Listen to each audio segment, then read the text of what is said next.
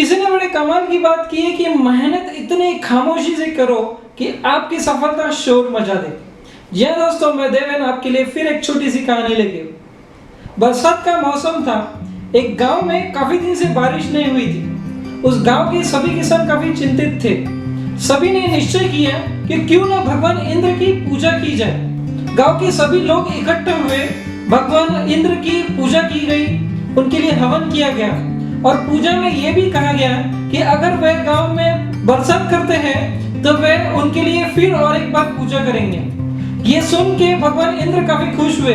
उन्होंने उस गांव में बरसात की, अच्छी खासी फसल हुई, पर इस बार गांव के किसान भगवान इंद्र की पूजा करना भूल गए। ये देख के भगवान इंद्र को काफी गुस्सा आया।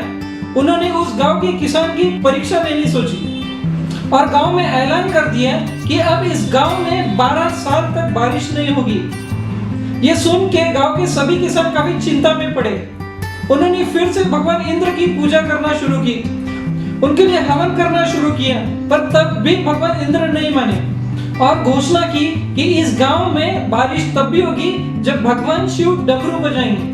और भगवान इंद्र ने कहीं तो भी गुप्त रूप से भगवान शिव को भी बता दिया था कि अब वे 12 साल तक डमरू नहीं बजाएंगे। फिर क्या, अब गांव के किसान भगवान शिव की प्रार्थना करने लगे, पर अब भगवान शिव भी नहीं माने। आखिरकार गांव के किसान के सामने 12 साल तक इंतजार करने के अलावा और कोई रास्ता ही नहीं बचा।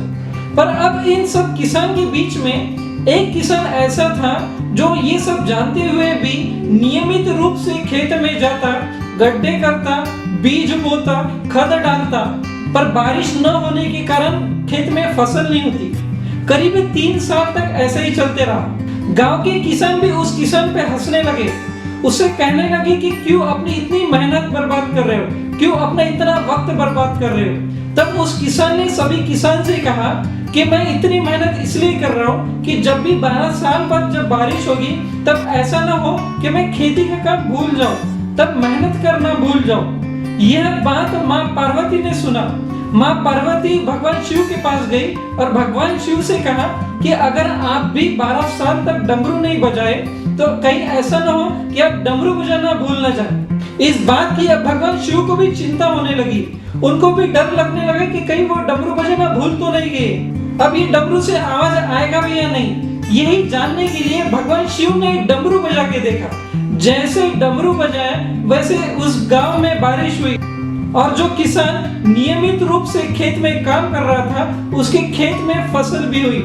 जी हाँ दोस्तों, इस कहानी से हमें ये सीख मिलती है कि नियमित रूप से काम करते रहना ही हमारा कर्तव्य है। हमारे कर्म की फल हमें एक दिन जरूर मिलता है। सो दोस्तों, अब ये लॉकडाउन 2 हफ्ते चले या 2 महीने, हम जिस भी फील्ड में हैं उसके टेक्निक्स को, उसके स्किल्स को अपडेट करते रहना, उसके नॉलेज को गेन करते रहना जरूरी है।